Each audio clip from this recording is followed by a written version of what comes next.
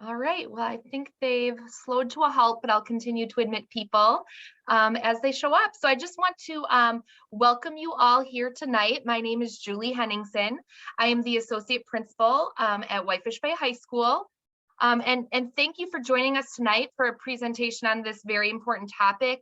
We are so grateful to have Dr. Michael Mazius with us here tonight, and we have such great appreciation to him and his colleagues at North Shore Center for graciously providing Whitefish Bay School District with what will be 4 different parent presentations and serving our students and our school community in this way. So we are so thankful. Thank you so much, Dr. Mazius.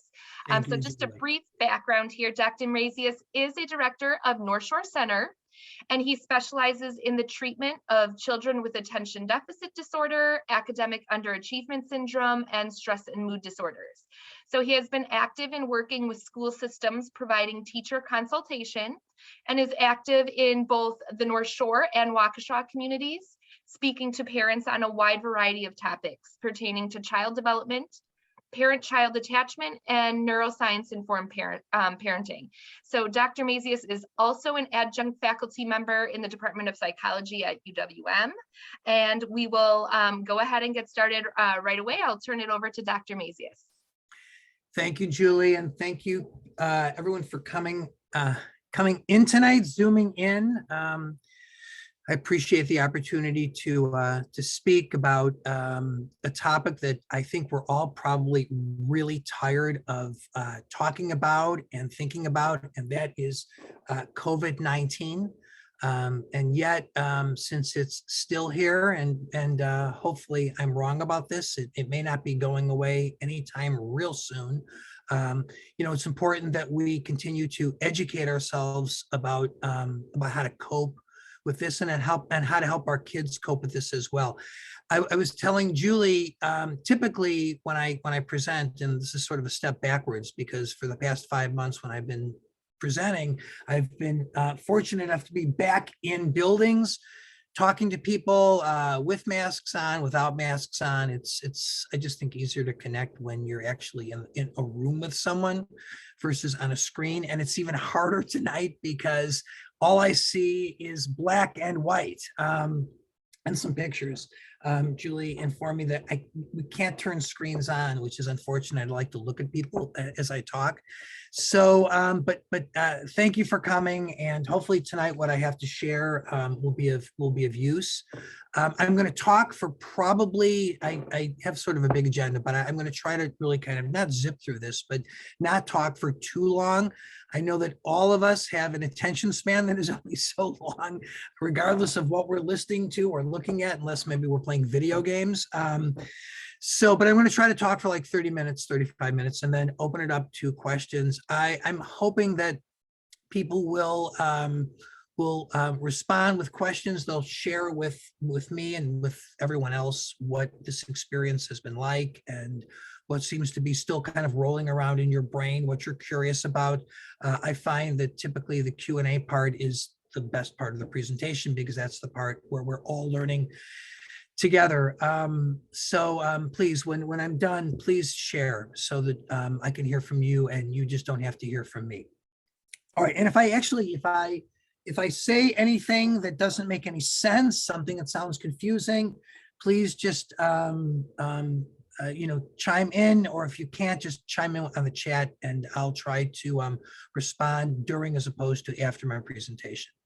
All right, so tonight, as Julie said, I'm a clinical psychologist. I've been working in private practice now for 30 plus years, which means I've done this long enough to know that I know less than what I do know.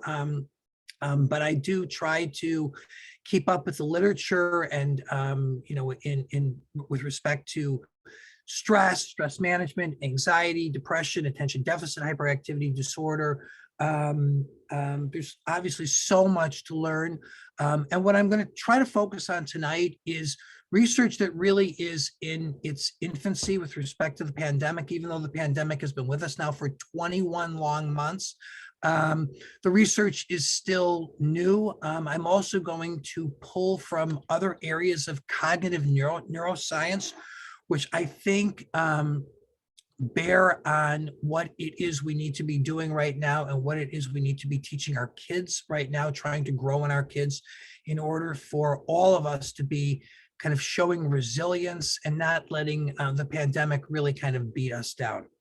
So, as I just mentioned, the pandemic has been with us for a long 21 months. I can remember in March of 2020 leaving my office and not really kind of knowing, what we're going to do in an effort to or how successful actually our approaches virtually will be in working with people who are struggling with their mental health, struggling with the pandemic. I thought, like I think many of us, I'll be back in my office in a couple months. Little did I realize that, I'm back in my office, but we're 21 months in, and it's been really one kind of heck of a ride, just ups and downs. I was telling Julie today, I read this morning that Omicron has hopefully peaked, and we're moving back into a better cycle, and hopefully it'll stay that way, but who knows?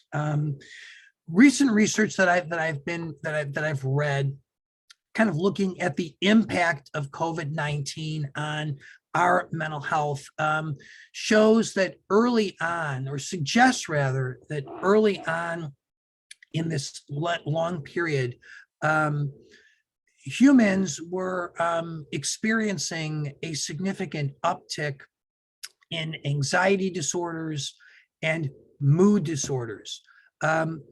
Research now is suggesting, and I want to emphasize the word suggesting because the sample size is rather large, but this is just sort of one study.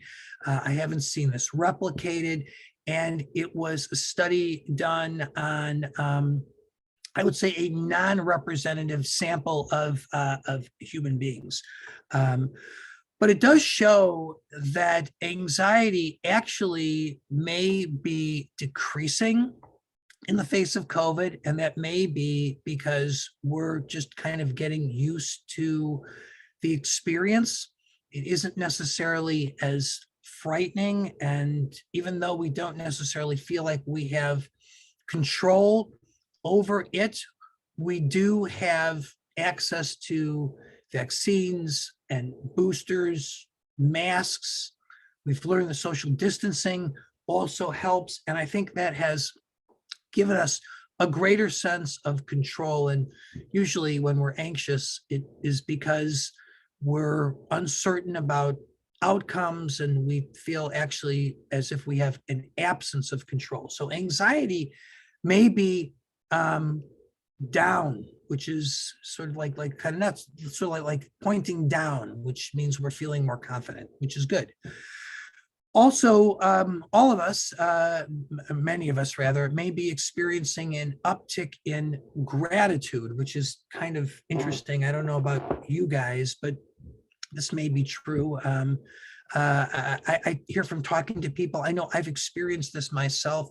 You get up in the morning now, and pre-COVID, you didn't really think about your health. Now, during COVID, you may wake up in the morning and notice your throat. Is it sore? If it's not, you may feel gratitude.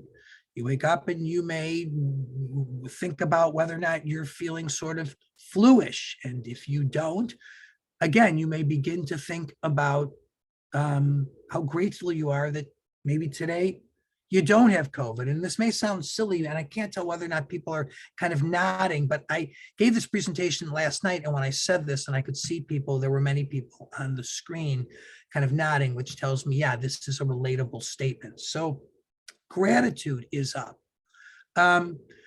What seems to be trending in a negative direction is mood disorders. And I'm not talking about necessarily bipolar disorder. I'm talking more about irritability, unhappiness, and kind of experiencing at a greater than typical frequency pre-COVID.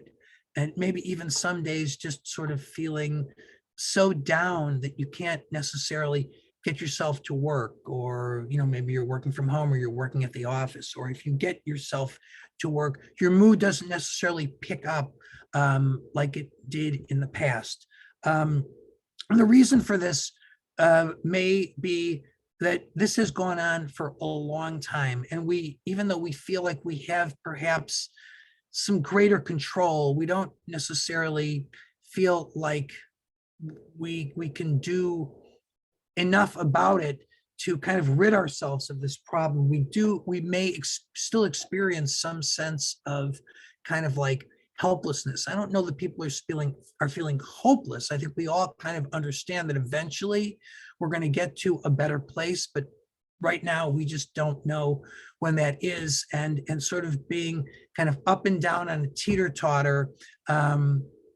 Teeter-totter can affect really one's mood. So mood disorders, depression, irritability, sadness, fatigue, lethargy, these really may be experiences that are kind of on the rise as a function of the pandemic. So the question is, what can we do to foster or bolster our resilience, our capacity to kind of manage the ups and downs and the differences related to COVID-19? And there really are practices in which we can engage, practices that we can grow, practices that we can teach our kids that can help us experience resilience. And that is what I'm going to kind of get to, sort of like the secret.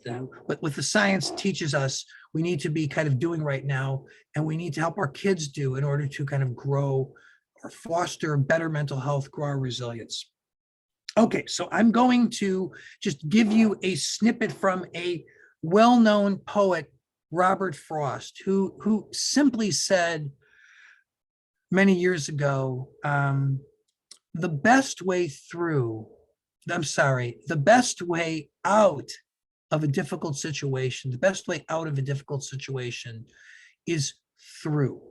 And right now, many of us are operating through the pandemic, and there are things that we can do in order to make this what some people in the psychological literature refer to as an FGO. Again, I wish I could see whether or not people know what an FGO is, but an FGO stands for a fabulous, a fantastic, pardon my language, frickin' growth opportunity. In FGO, we can make this time in our lives an FGO, and we can help our kids make this an FGO so that we experience better mental health. So how do we do that? And so for those of you who have heard me speak in the past, and if you have, thank you for coming back. I like to kind of look one specific site when I want to find or gain insight into the human condition. And that simply is the brain. You know, the brain is, it's just an amazing organ, human organ, which allows us to do, all kinds of amazing things. It also can be a frenemy to us. It can kind of lead us very simply astray. So tonight I'm going to talk about two parts of the brain that we need to work on integrating. And the brain, I'm sure all of you know, the brain is comprised of billions of neurons or nerve cells, many of which communicate with each other. They communicate amongst themselves through like nerve tracts in complex and unique ways, just like we have, kind of like our own fingertip. Our fingerprint rather, our brains are wired in unique ways, but there are commonalities among all of our brains. And so we know some things about our brain that are really useful to us. And one of which is the brain is divided up into different areas. And actually the brain is sort of divided in half. So we've got like these areas or lobes which exist on the right side of our brain and the left side of our brain, and they're connected through this area called the corpus callosum, which is getting a little too deep into the weeds. But what's more important is that the right part of the brain and the left part of the brain interact. And tonight I'm going to talk about two lobes. I'm going to talk about the frontal lobe, which is really kind of the seat of thinking, the seat of rational thinking. And I'm going to talk about the temporal lobe. So the frontal lobe is right here behind our forehead, kind of extends backwards. And our temporal lobe is below the frontal lobe. It's behind the eyes and sort of down. And the temporal lobe, among other things, is the seat of emotion and memory. So the frontal lobe is where thought and rationality perhaps live.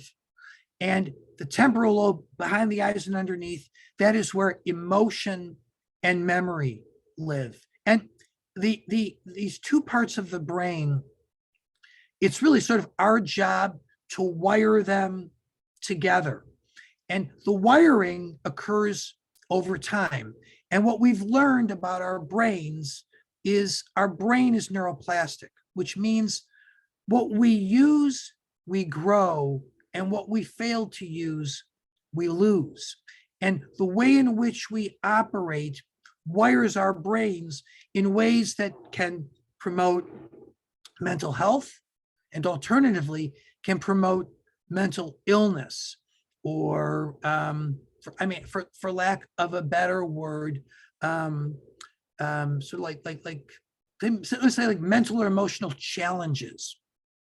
Tonight, we're going to talk about how to wire these two parts of the brain in an effort to kind of help us move through the pandemic while at the same time bolstering mental health. So how do we do this? Well, for starters, and I'm going to be kind of a little counterintuitive tonight because there's been a big push, let's say maybe over the past 10 years, to think about rationality, rational thinking, kind of logical thinking. And yeah, it's important that we are in our rational minds when we tackle complicated issues. But tonight I'm going to at least start talking about the power of emotion, not the power of rational thinking, but the power of emotion. And when we're emotional and our temporal lobe is activated, what happens is that part of our brain, in a way, sort of rings. It lights up, it gets activated, it rings. And it rings in a way, if we're feeling nervous or worried or sad or confused. I mean, there's so many words that I can use to describe emotions. But when our brain rings in a way that isn't necessarily pleasing, the brain, because the brain is designed to preserve the species, the brain automatically looks for ways to rid ourselves of our unpleasant feelings. And when that occurs, we actually may find ourselves at a crossroads. We can perhaps respond in ways that are quite healthy, and we can respond in ways in which we find ourselves in what may feel like a more comfortable state, but the ways in which we're operating aren't healthy. So the ring occurs and we are at a choice point.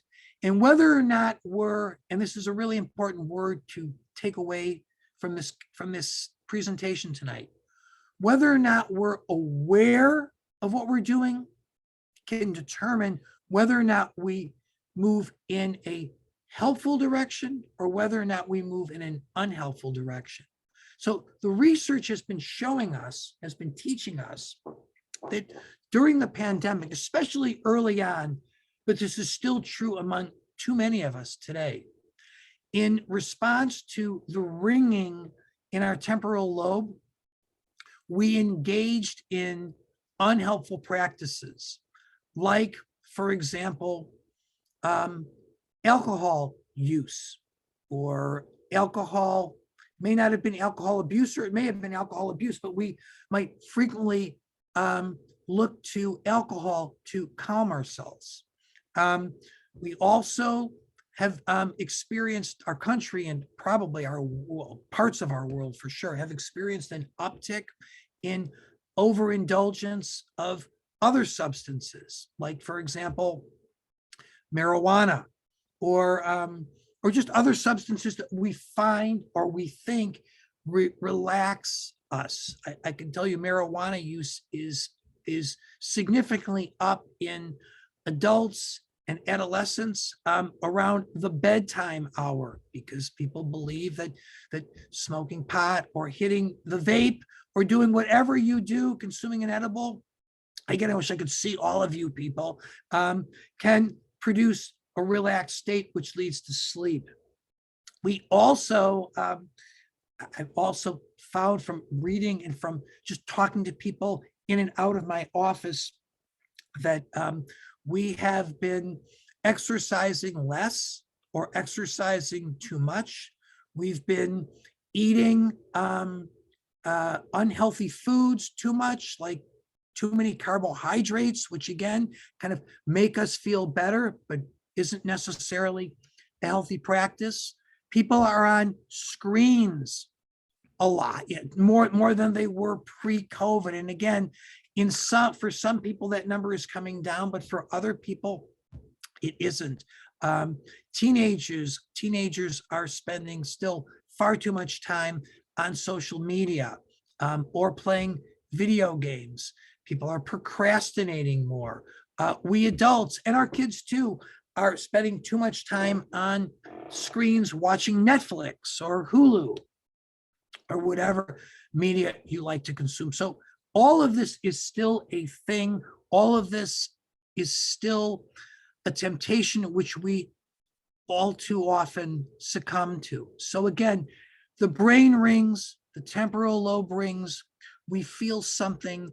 And if we don't bring enough awareness to it, we run the risk of moving in directions which actually weaken our mental health rather than bolster it. So this is what we need to do. This is what the science is teaching us. And this is an important practice, especially now. It was important pre-COVID, but it's, I would argue, even more important now.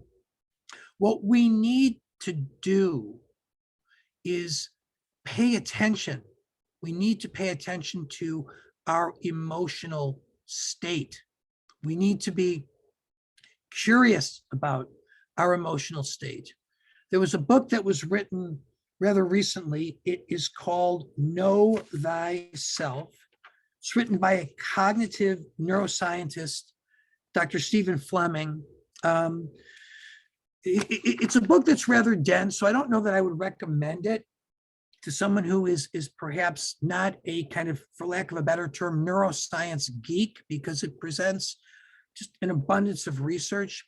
But the takeaways to me were rather interesting. There were two that I want to emphasize tonight that I think are extremely useful. And when I was giving this talk in person, I was asking people to tell me and each other, on a scale of 1 to 10, how well do you think you know your interiority?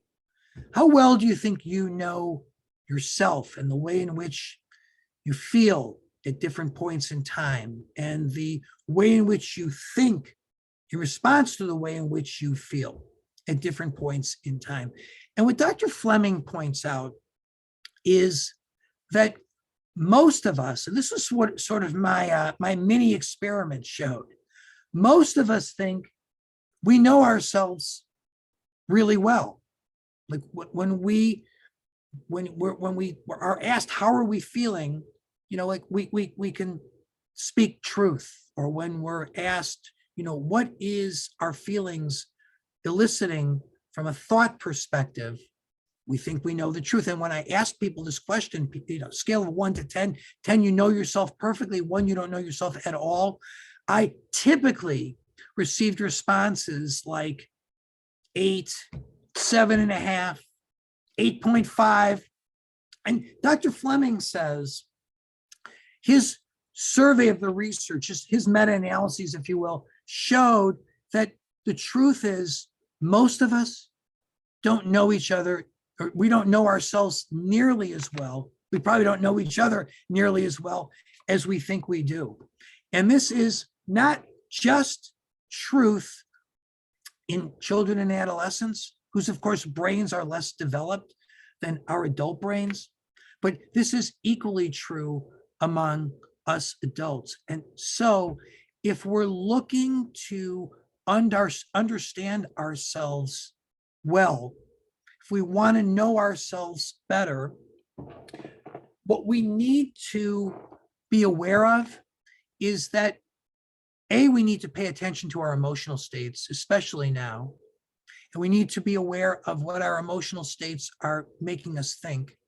And we especially need to make sure that we tell ourselves to think yet again, and maybe even more deeply, about where we're really at emotionally and cognitively. Because our first reaction may be right, but it may be wrong. And if we just keep this in mind as we go about the business of checking in with ourselves during difficult times like now, that in and of itself will make us more self-aware. And we need to teach this, I would argue, truth to our kids as well, who are probably even more self-confident about their self-knowledge, especially if they're adolescents, than we are.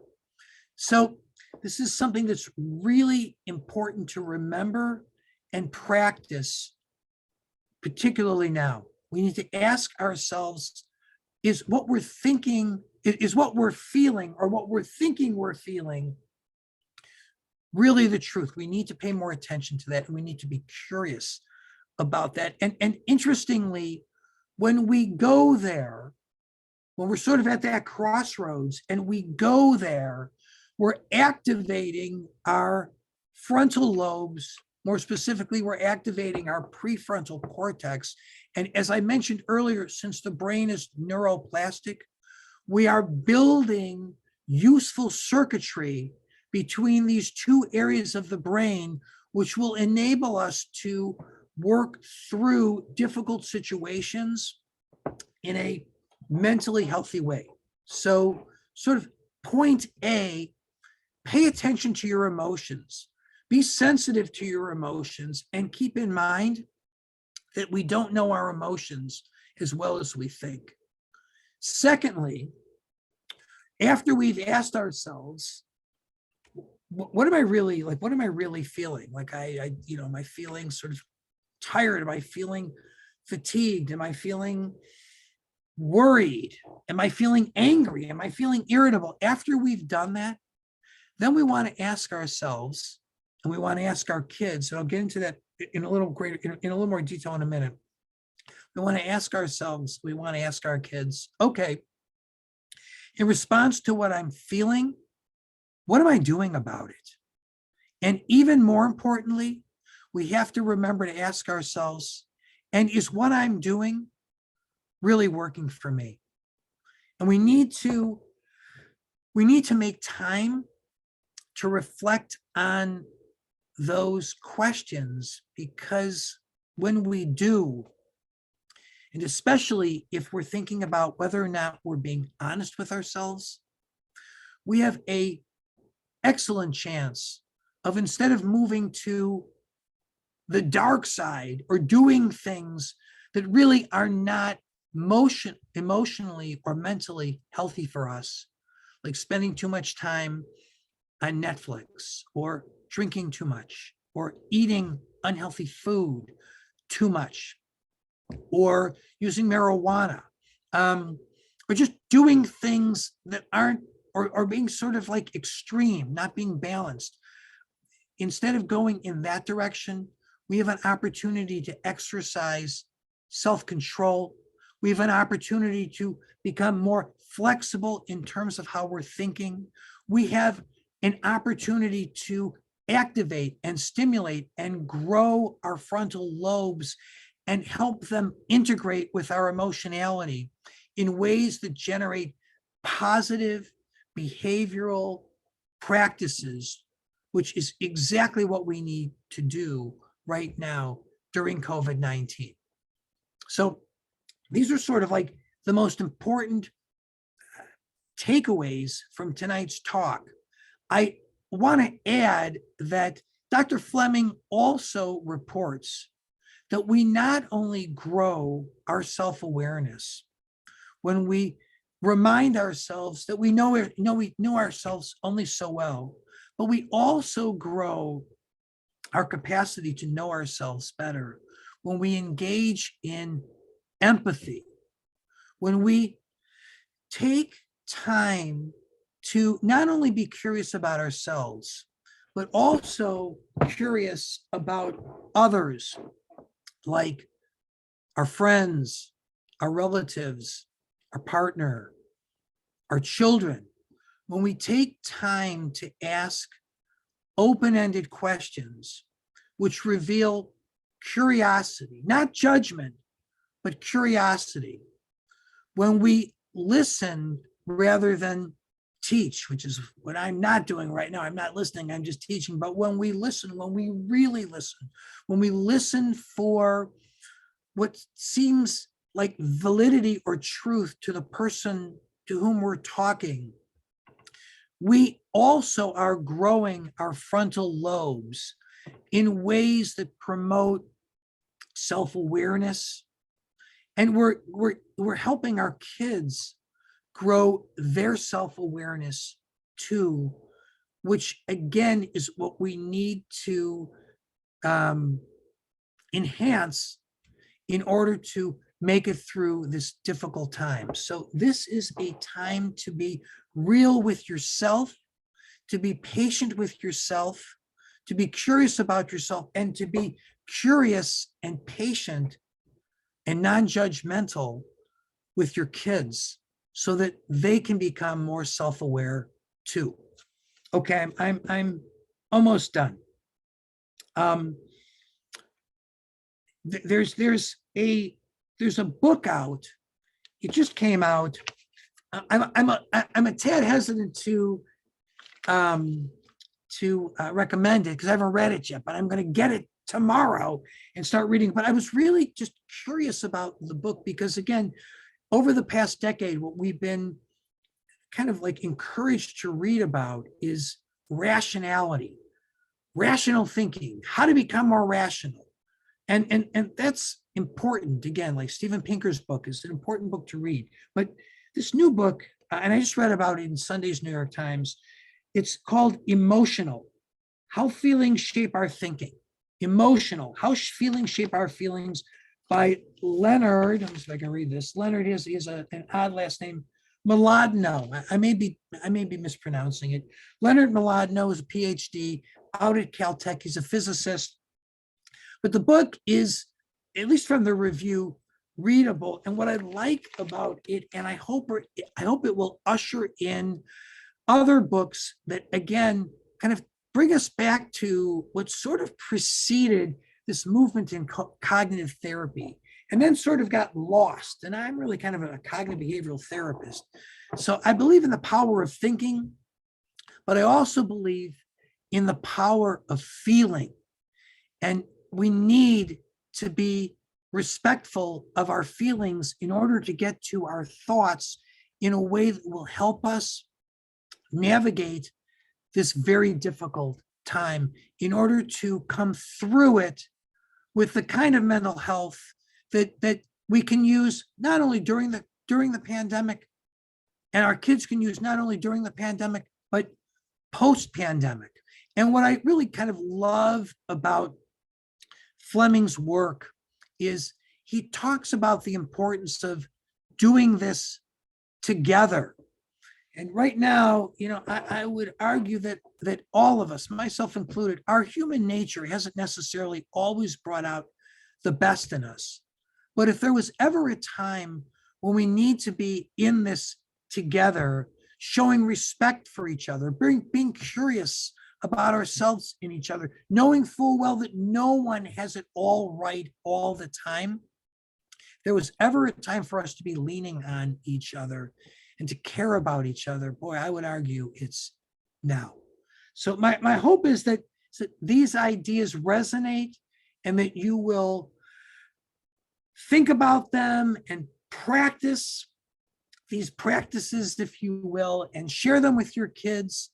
And my suspicion is if you do that, you will continue to make progress during the next however many months we end up having to face the brunt of this pandemic.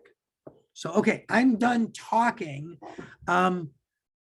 Julie, I wonder if you can kind of come back on. Great, thank you so much. If you can help me sort of navigate, please, you guys, share with us your thoughts, your comments, your questions, your experiences. That's what's going to make really this evening better. Right. So I think people have the ability to turn their video on. So I think if somebody turns on their video, I will know that they want to like speak, and Great. then I can call on the name that they have provided Zoom. We could do that. Great. Thank you. And please, I mean, you know, what I find that when I speak in person, for whatever reason, people seem a little more open to speaking. Maybe it's because like now you're sort of anonymous and you're alone. You're in your own room or you're wherever you are. But please, this is really such an important time to contribute. So please share with us your thoughts. All right. Why don't we start with Marta? Do you want to unmute? Hey. Thank you, Marta. Thank you for being the first. Yeah. Appreciate it. Great. This is really helpful. I took a lot of notes, and I have a third grader. And so I was kind of wondering how to start those conversations, because I feel like if I asked her, like, how are you feeling? How are you doing? She'd kind of say, I'm fine. Right. Right. So that's, yeah, you know, it's sort of like, I find when we, you know, when we talk to kids, when I talk to kids, especially if we want to talk about something of interest to us, like school, we usually get nothing. But this is really, you know, a good time to kind of talk about your own experiences, you know, kind of living what really is kind of now like a life that is different. And actually, in some ways, at times, maybe refreshing, but at other times, stressful, annoying, irritating, upsetting. So you want to, of course, like, you know, I know we all know this. Our kids are not our friends. They are our kids. And we want to be thoughtful about how much we share, how much detail we want to share, what it is we do and what it is we don't want to talk about. But this is a really good time just to talk about your own challenges with COVID-19. And once you do that and reveal to your child what your day was like, what your week perhaps has been like, once you share your real self with them, I find it's easier for many of our kids to share their real selves with us, either because A, they feel like it's safe, B, it's because, you know, observational learning, we learn from what we see, we learn from what we live. So I would recommend that share your real you with your kids, and you may find they'll be more willing to share their real you, their real them with you. Okay. Thank you. That's very helpful. Good. Thank you. Thank you. Okay. Another brave soul. Who else? Please.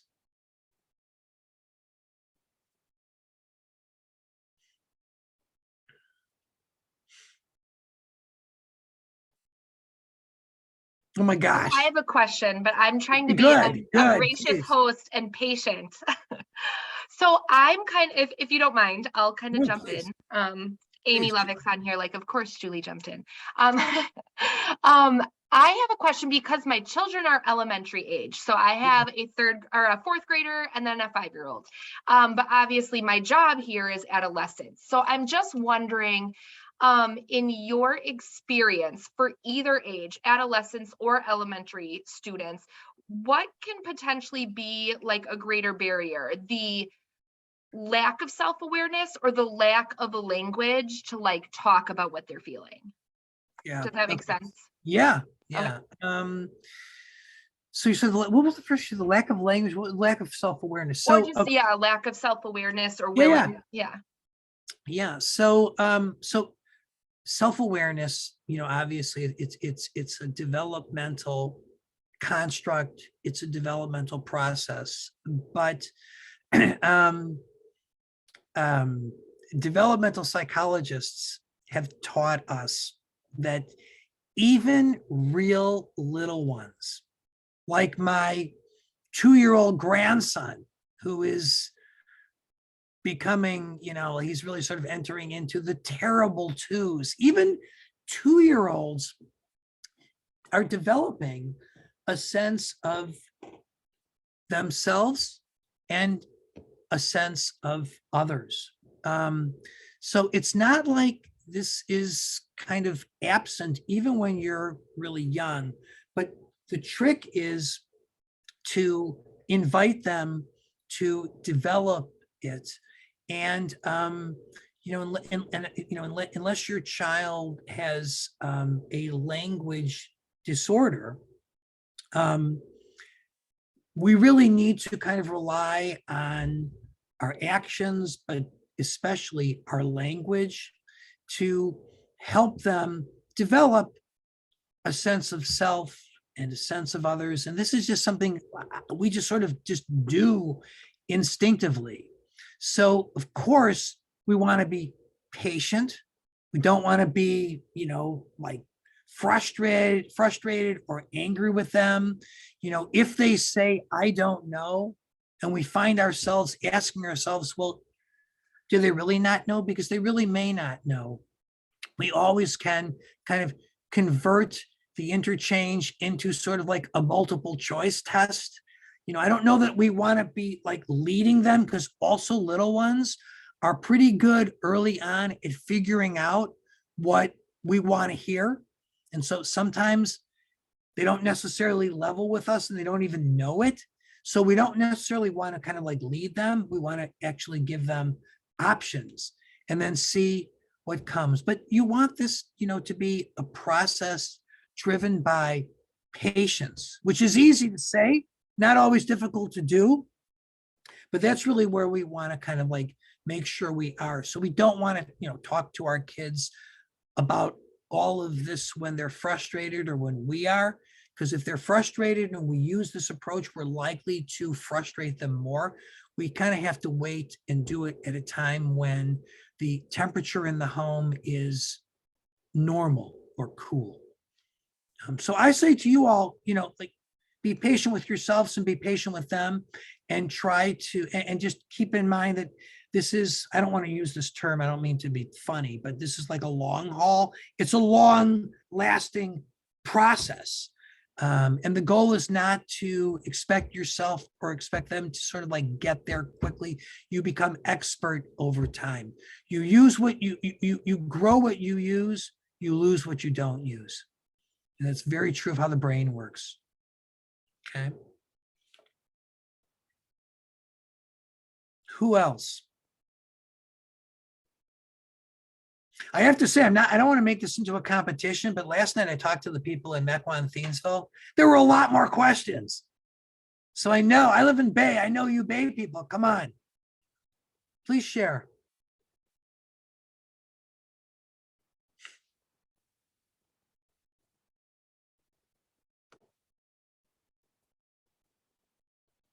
All right.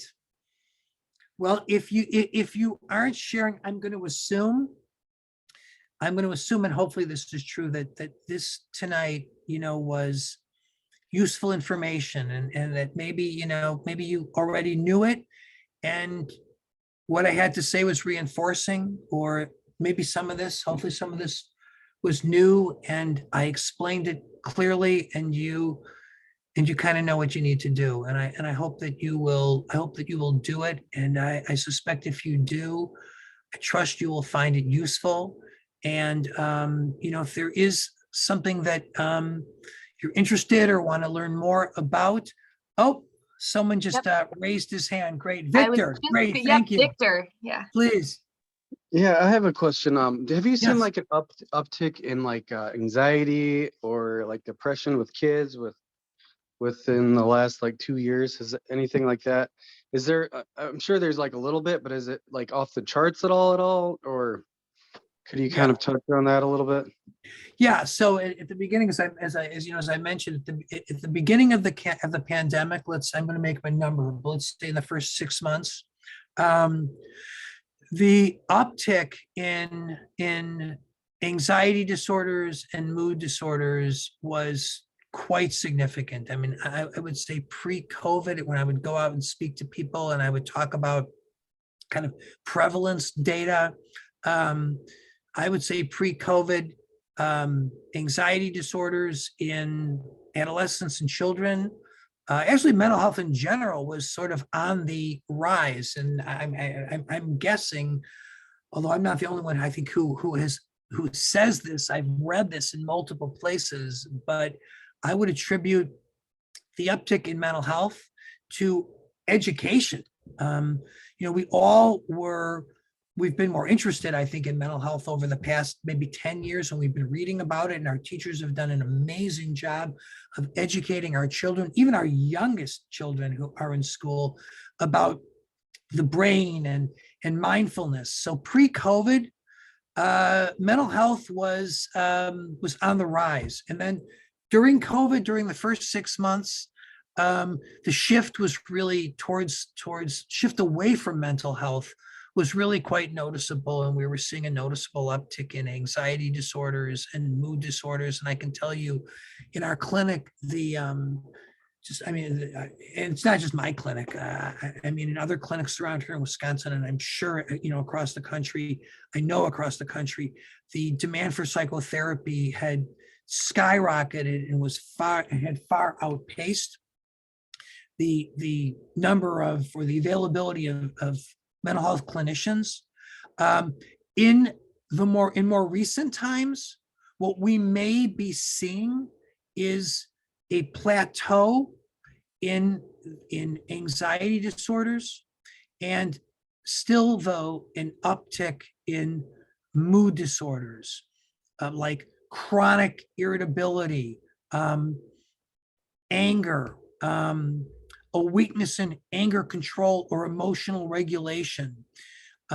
Even sadly, suicide has been on the rise, and drug abuse has been on the rise. So that's where things seem to be sort of like right now, which again is why I really appreciate the opportunity to talk to people, folks like you, about what we can do for ourselves and our kids to kind of put ourselves and our kids in a better place, to bring sort of like, like the uptick in mental disorders down, and to create, a resurgence in mental health.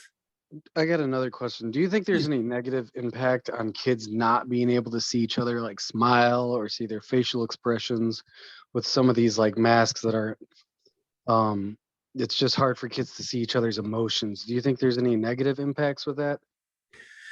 Yeah, so I'm going to give you, my opinion, because I have not read, I'm sure in the next 5-10 years, the psychological, the psychiatric literature will be largely about the impact of coronavirus and its ramifications, like mask wearing. But my view, just from knowing about developmental psychology, if you can't see the whole face, like again, right now, I can't see you guys.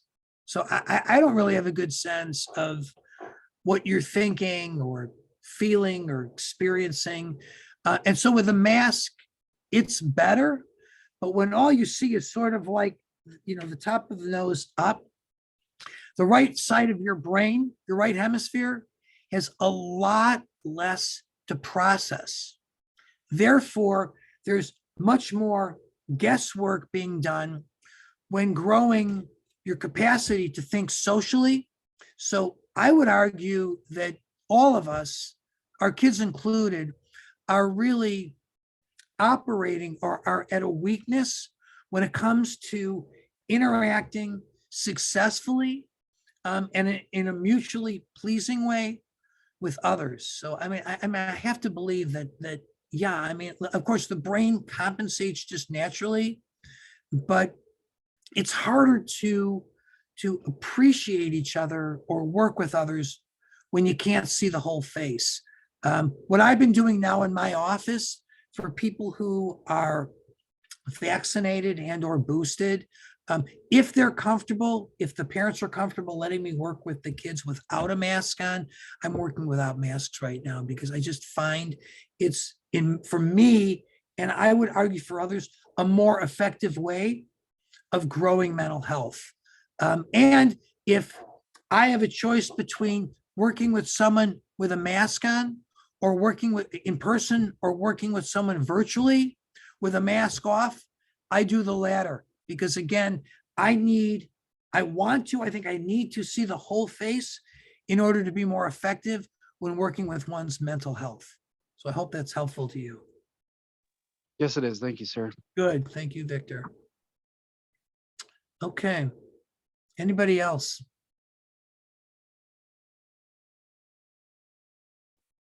It looks like, Deidre. yeah, Deidre. Yeah, please. Thank you, Deidre. Yeah. Hi, Hey. good evening. Thank you so much for the you. presentation. Thank you. Go ahead. I have a quick question. Yes. So oftentimes we wait for a child to have problems before we present to a counselor or a therapist.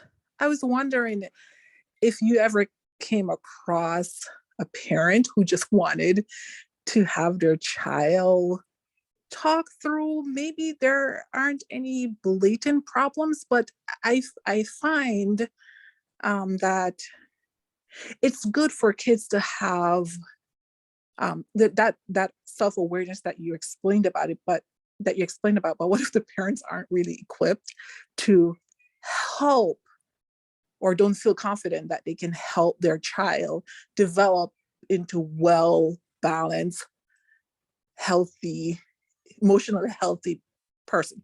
Now, I'm not saying that I personally I don't know. It's my only child, my first child. Yeah. So I don't know if, this all a test, but I was wondering if you've ever seen parents take a child to a counselor just to do like a check-in, but not necessarily to say there is a problem per se that they need addressed. Yeah, no, that's an excellent question. So when I was talking to Victor about sort of like what the state of mental health was, pre-COVID, and I mentioned that the literature, which at least the literature that I was reading and my own experience in my clinical practice was showing that people of all ages were developing mental health. So if you're younger, you were developing mental health at an earlier, and if you were older and you had been struggling at an earlier age, you were experiencing an uptick in mental health too. And I think that's for multiple reasons. And one of which is I believe that, again, I'm making up a number here, but let's say over the past 10 years, mental health has become, or psychotherapy has become destigmatized. Meaning, if you talk to a psychotherapist, for many people, it no longer means there's something wrong with you. I mean, it's sort of like we've been taught to refer to the people with whom we work, or we've been taught no longer to refer to the people with whom we work as patients, because patience implies illness. So instead, many of us now refer to the people with whom we work as clients. I don't know that I love the word client either, but I certainly don't like the word patient. And so, yeah, I mean, I think that more and more parents are bringing kids who aren't necessarily struggling mightily in to talk to a psychotherapy in an effort to learn more about mental health and their mental health. And I think the same is true of adults. People are showing up because they just want to learn more about themselves. In fact, everything I've told you to sort of work on tonight with your children and with yourself is what you're likely to experience in a psychotherapy session.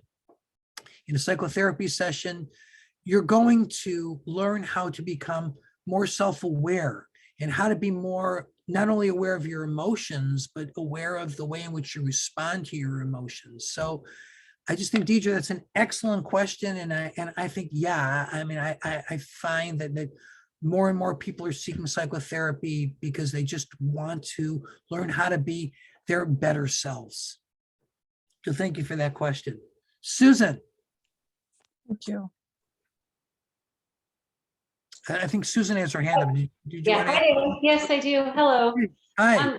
Kind of along Deidre's question, but I've got 2 teenagers. Does your practice or any group that you're aware of offer teen groups, whether virtual or in person, just to learn some of these skills? Because parents sometimes have a hard time, I'll speak for myself, of kind of communicating these sorts of valuable points to kids and Yeah, having them listen. sure. And I know, Susan, that you're not speaking for just for yourself, because all of us who have adolescents or who have had adolescents in our home recognize the challenge associated with communicating with human beings who, many of whom think our knowledge base and or we are antiquated and or think that they are omniscient. But I also know from talking to adolescents that they're paying attention to us more than we realize, and actually emerging from our homes with our voices in their minds more than we might realize, for good and for not good. But yeah, I mean, there actually has been a dearth of groups in Milwaukee and Waukesha for a long period of time, and I'm not quite sure why, but I'm hopeful that may be changing for multiple reasons. And I'm excited to share that my colleague, my partner, my assistant director, Jenny Strom, has just begun a group for adolescents, and her focus and her team's focus, a subgroup of clinicians in our clinic, their focus is on teaching adolescents how to regulate their emotions effectively. So they're in the practice of teaching adolescents all about the kinds of psychological practices I introduced tonight to you guys. So, and my hope, and I know Jenny Strom's hope, is that she will just be one of many mental health clinicians over the next several years who bring this kind of work to our communities, so that there is more of it available to our kids.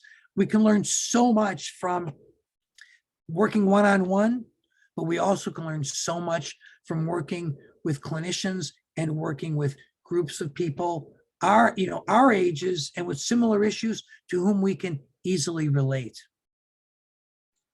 Thank you very much. No, thank you, Susan.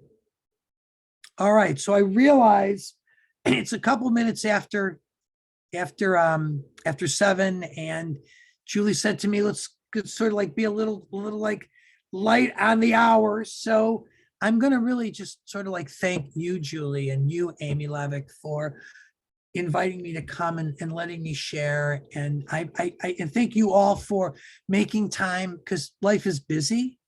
And so I want to thank you all for making time to come tonight and to participate.